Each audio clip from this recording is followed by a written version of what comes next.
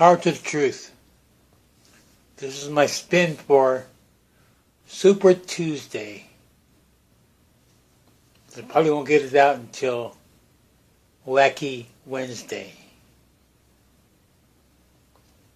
I think the idea behind voting is for us as citizens to get used to voting as a part of our life, as being functional people in society. And to me, that is the great shame of America, is that the people fought and died for the right to vote. Many Americans do not vote. There is no democracy in America. It is a myth, M-Y-T-H. And so we got to be cognizant of that and not pretend to live in a true functional democracy where the ideal is that the majority of the people are the ones who rule that society. Right now we know that in America money is God. And those who have the money, the big money, are the ones who control the whole process now. We need to get rid of the Electoral College and have direct elections. And see, many things have a positive and negative to them. For example, TV. TV can be a mass propaganda device. On the other hand, in a sane society, TV can be a great educational tool for children, for youth, and for adults. For children, for youth, and for adults. For all of us. So, right now, see, many Americans this evening, they're at home and say, the TV's on. And even if no one's watching it, the TV's on. So, we need to see that education is the key. We need to continue to educate people. I believe it can save us from extinction. It can help save us, not that alone. Now we need to make sure that we protect the internet. Keep our internet power. Now, I know if the fascists were to turn off the internet, because they had the kill switch, remember that, there would be a great uprising all over the country. So in a way, what can be negative could have a positive outcome. If it galvanizes people, if it wakes them up, if it makes them think, makes them understand that no, they are not in control. No, you cannot have a democracy here. You have fascism. And it's at the point now where people are so convinced that they have no power. They don't even try to resist. They don't rebel. They don't advocate. They don't speak up. We have a politics of fear. We should have a politics of courage, as Sister Jill Stein talked about.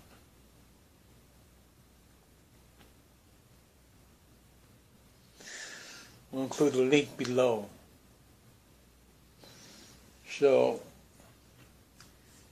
the idea is that knowing that there is no true democracy, we should still participate in the electoral process in the hopes that after the revolution, when there is democracy, that people will be in the habit of voting, because there will be a revolutionary culture that encourages that voting. And we need to look at our culture in terms of behavior patterns, where we look at our behavior now and we got to examine our behavior. And certain things, we get programmed, like we're programmed to give up without a fight. Can't fight City Hall. Can't overthrow the government. In fact, that would be, technically that's illegal. It's a felony. It's against the law.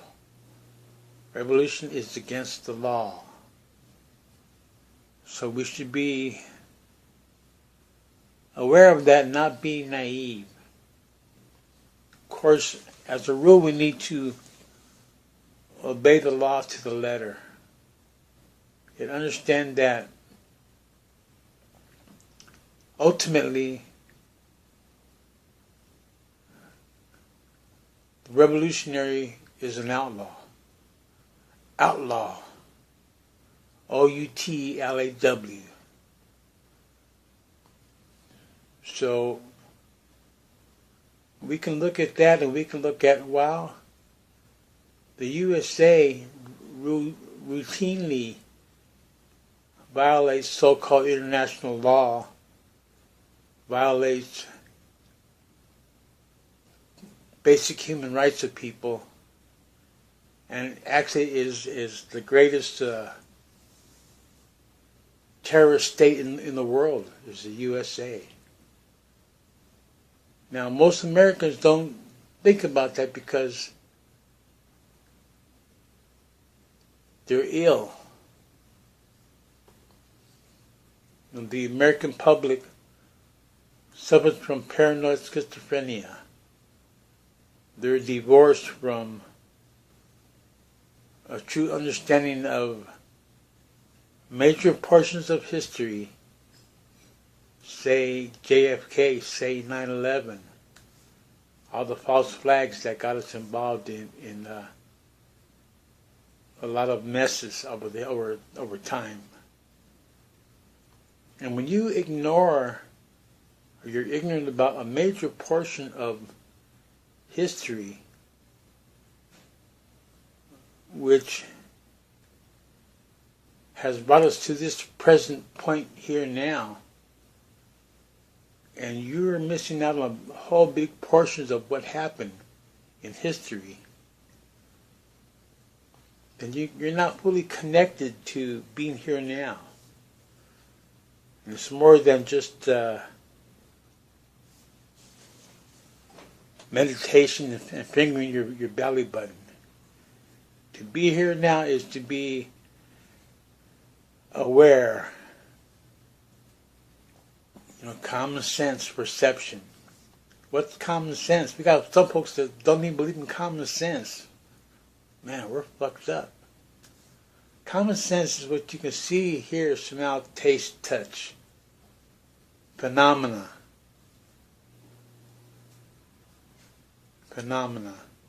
So, power is the dual capacity to define phenomena and then change it in a desired manner. Power is the dual capacity to define connected reality and then change it in a projected manner. So we've got to understand what power is. And actually we use our power every day. See, when you think that, when you've been fooled to believe that you cannot do nothing about what's going on, then you're a fool. Think about that. You know, like the Serenity Prayer says with AA, you know, to be able to change the things that we can, you know what we can't change right now, and wisdom is, and the wisdom to know the difference between what we can change and what we cannot change. CHANGE. And reality is in a constant flux, a constant flow, a constant process of change. So we need to capture that process of change and channel it in a positive, progressive direction. And not be afraid of change, but to learn how to harness the forces of change in a way that's going to benefit us, that's going to honor us as humane beings. So I think when we participate in elections, you know, we continue to enforce that behavior pattern so that you realize that it's a natural part of being a citizen. And we should allow the people to vote, including felons. If they're locked up in prison, they're still in society. They're not at Gitmo, hopefully. Then they should be allowed to vote too. So this will, in the long run, this will help to create a more functional, or at least the potential for a more functional democracy.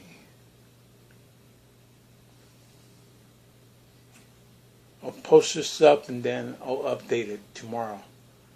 Wacky Wednesday. Namaste.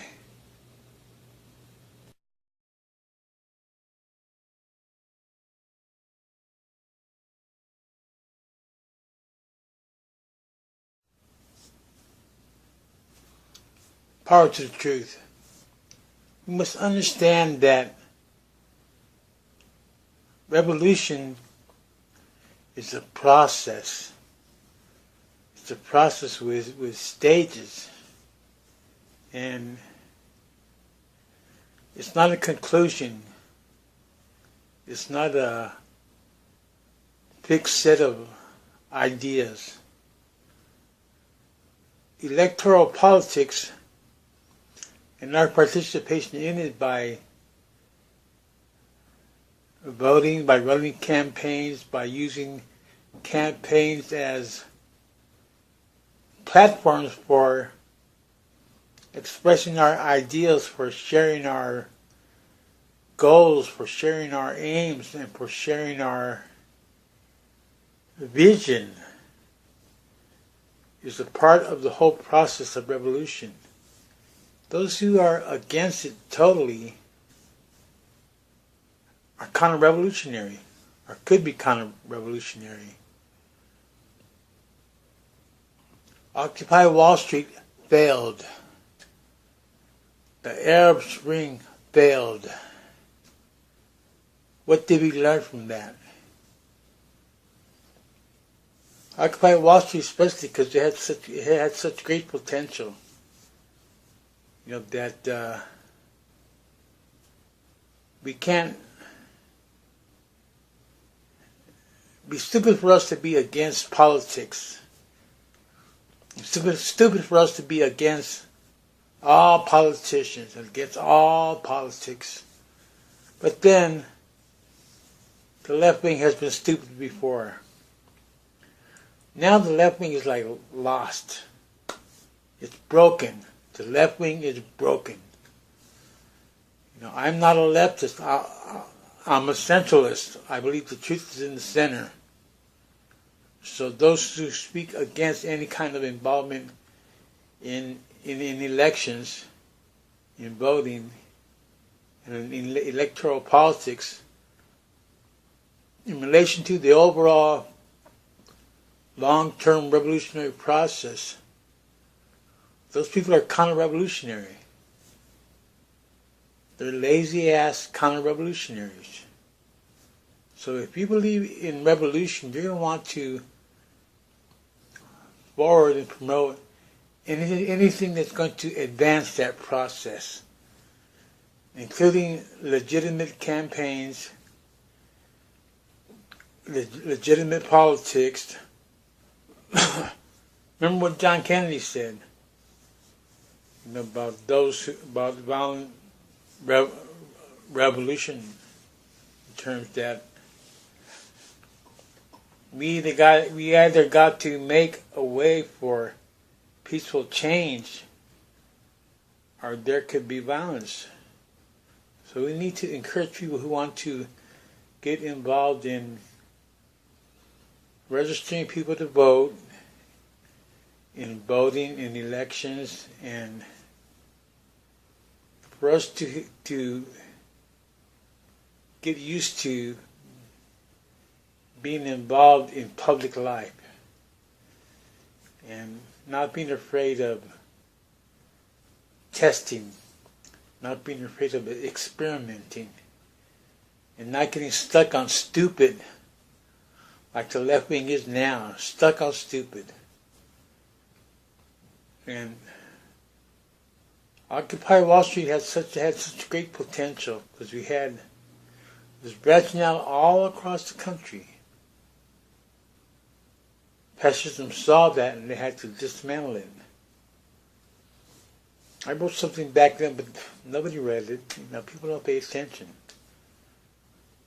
I'm just a crazy Chicano. So, 4:30. The ideal is to promote whatever is going to advance that process of revolution. And revolution itself would be a quantum leap in our evolution as a species. Revolution is a quantum leap in our evolution as a species. Right now, we're just an endangered species, governed by psychopaths, murderous maniacs. We're in deep trouble in this country and on this planet. We're in deep, deep trouble. If you're aware, you're aware of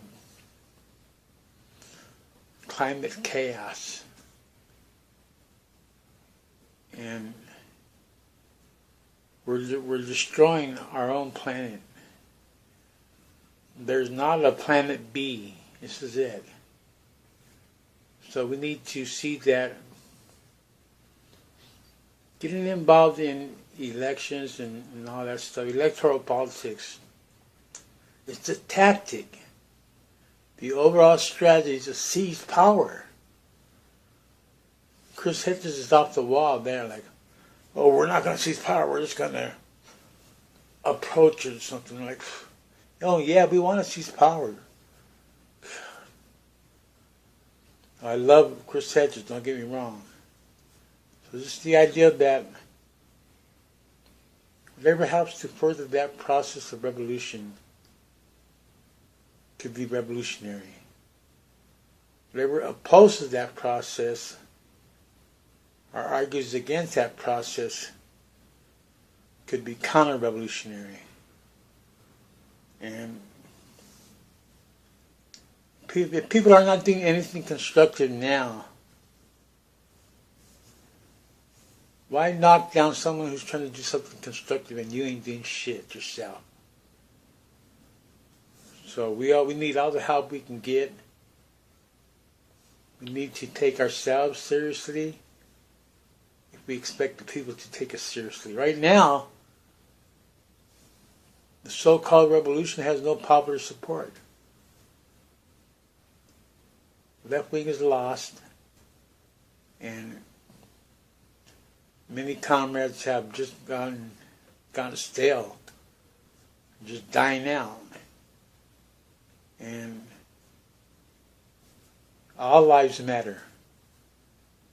Black lives matter. Historically, black leadership has always been in the vanguard. Look at the Black Panther Party. That was the only real strong vanguard party we ever had. And Huey Newton got strung out on crack cocaine, so shit happens. You need to be able to have the courage, politics, the courage to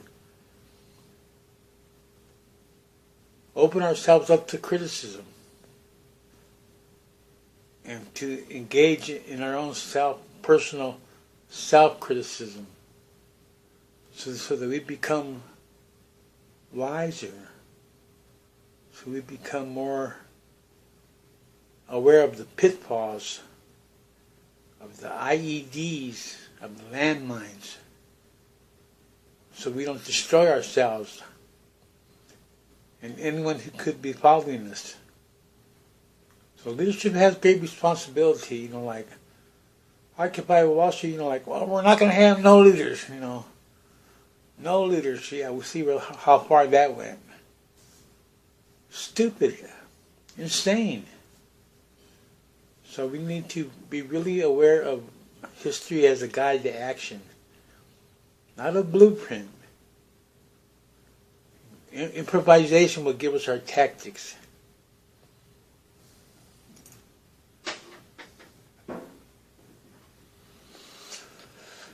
About 10 minutes right now. So Super Tuesday, and it looks like Trump is going to be the GOP guy, and it looks like Hillary will be the Democratic Party candidate. And I'll throw up at Bernie Sanders and ends up record Hillary Clinton's campaign. God. That whole feel the burn crap is just propaganda crap, man. And so many people, because we want to have good change. We want to see things get better. We want to have hope. They drink that Bernie Sanders Kool-Aid. Stay away from that Bernie Sanders Kool-Aid. Look at the long picture, the long vision. And work in your local community. Work on yourself first. Work with your families, your loved ones, and your local community. And just be ready, be prepared. So I assure you, times are going to get tougher.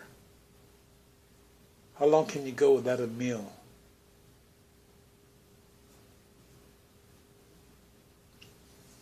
So to repeat, I support Jill Stein with the Green Party, and we need to engage in electoral politics and cultivate the politics of courage.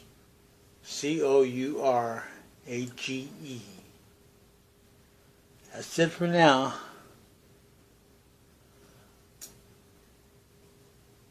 Love you all. Love yourself.